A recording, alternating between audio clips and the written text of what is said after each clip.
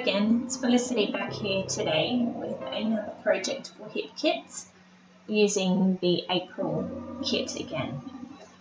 Now this time I was asked if I could create a page with multiple photos. Now I'm normally, if you look back on my blog, my Instagram account, you'll see that 9 times out of 10 I use one photo. No idea why, because I know that I can create pages with more than one photo. I just use one photo. So this time I've used 4 photos and my projects ended up being quite interactive. And I'm pretty excited with how this page went. And I hope you like it too. I mean, the important thing is that I enjoyed the process, I like it, so guess what? Too bad if you don't. No, just kidding. Anyway, so you can see here I've used the crayons, the Vicky Bruton crayons from the colour kit for my background. And you can see I did a little experiment there which didn't work. Maybe I shouldn't tell you. But you just saw there that I got gesso already down on my page. I sprayed it with water and then I coloured it in with crayon. Then I decided to put a stencil on top and try and use paper towel baby white to take away a little bit of that crayon to leave an imprint from the mask. But it didn't work. So I just scrapped that idea and just went, I'll just leave it how it is. So I start now working on my one photo to start with. Now this one photo is actually going to be used to create a pocket for these 3 little tags, which becomes my 4-page or 4-photo layout. So as you can see, I'm just working out to make sure that the pocket, I suppose, is going to fit these 3 tags in there. So I've added lots of layers underneath that one photo. And I've added embellishments as well to the little tags. Now all those tags, 2 of them are from the crepe paper Oasis Ephemera, and one of the tags I cut it out from the Oasis crepe paper, which is all in the main kit. And then I've just embellished with some of the Vicky Bruton stickers, some of the crepe pink paisley, oh my heart, I think it was chipboard sheet. I couldn't put too many or too much embellishing on the tags because otherwise I wouldn't be able to fit the tags underneath the photo. I'd need to probably put a fair bit of foam underneath the photo to mount it up. So then I decide that I needed to put like a half a semicircle or as a little, what do you call it, like part of the pocket, I suppose, which actually turns out pretty cute. Now this is purely accidental, but look how you can see my daughter's face on the tag sticking out. It looks so cute. And as I said, maybe I should say, no, I meant to do that. No, because then I'd totally be lying. I apologise if you hear my daughter too in the background. She's just got out of bed. I thought I'd timed it, or I could just sneak in this quick voiceover before she get out of bed. Anywho, doesn't matter, you'll just have to put up with her noise. I'm sorry. Hopefully she stays quiet for just a couple more minutes while I finish up. Always the way with kids, huh?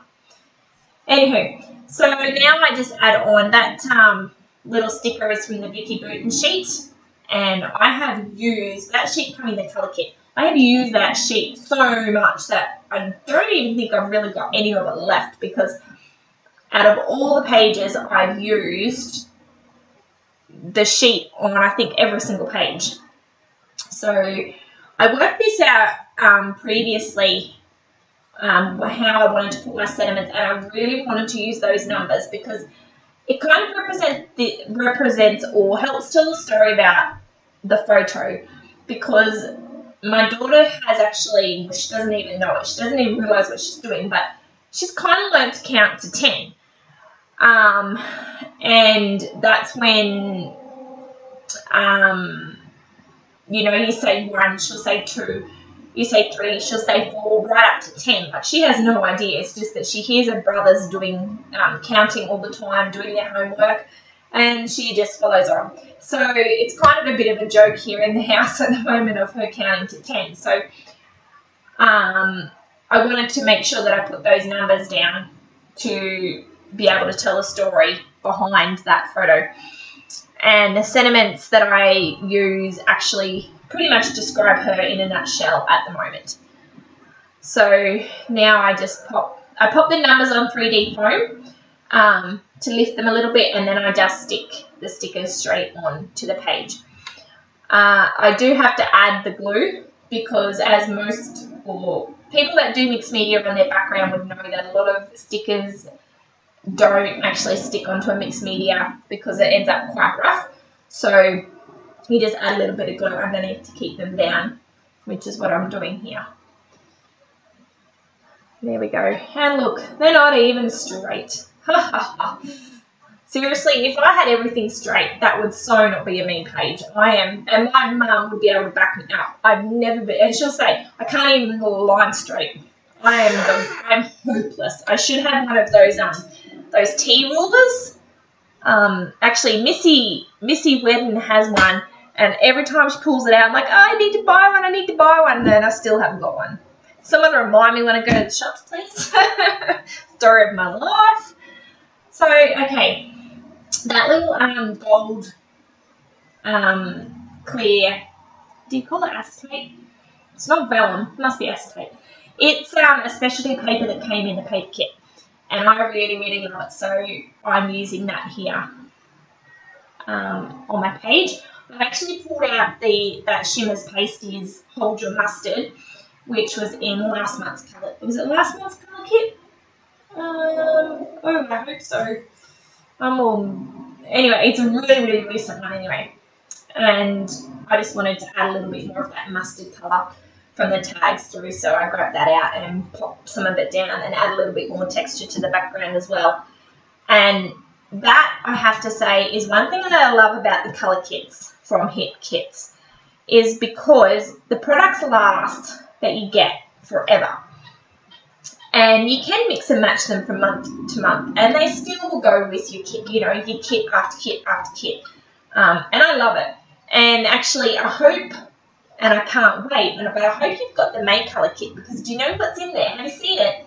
It's the Prima watercolour set, or a pack, and I can't remember which one from Prima it is, but I'm so excited to get my hands on that.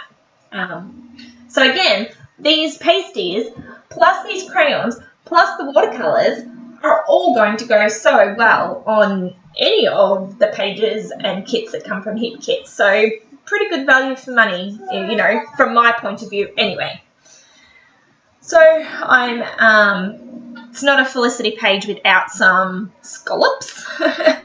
Oh, sorry guys, I hope you're not sick of seeing scallops and hand stitching, because I try so hard and I think I'm not going to do it, and I just end up going back and doing it. So I'm sorry if it bores you and you see it over and over again, but it's just one of those crazy fads at the moment for me, is to add scallops, add hand stitching. So guess what? Too bad. And I love the paper that I use there. That's another crepe paper one. You can just see how that picks up a little bit of the pink and the mustard on the side there. That is a Pink Stilettos Shimmers colourings as well that I added some splatters with. And this is another Shimmers Well Blow Me Down. Those two colours anyway are from past kits as well. Now I'm just trying to find some thread that will go, and I use the green colour because I end up popping a green button on as well, which ties in the green button and the green thread. There we go. I'm nearing the end now, so I thank you again for watching my process. Any questions at all, leave me a comment. I do hope you've enjoyed it, and I can't wait to see you in my next video. Oh, and I've got some exciting things coming up, so stay tuned. I'm excited. See you next time.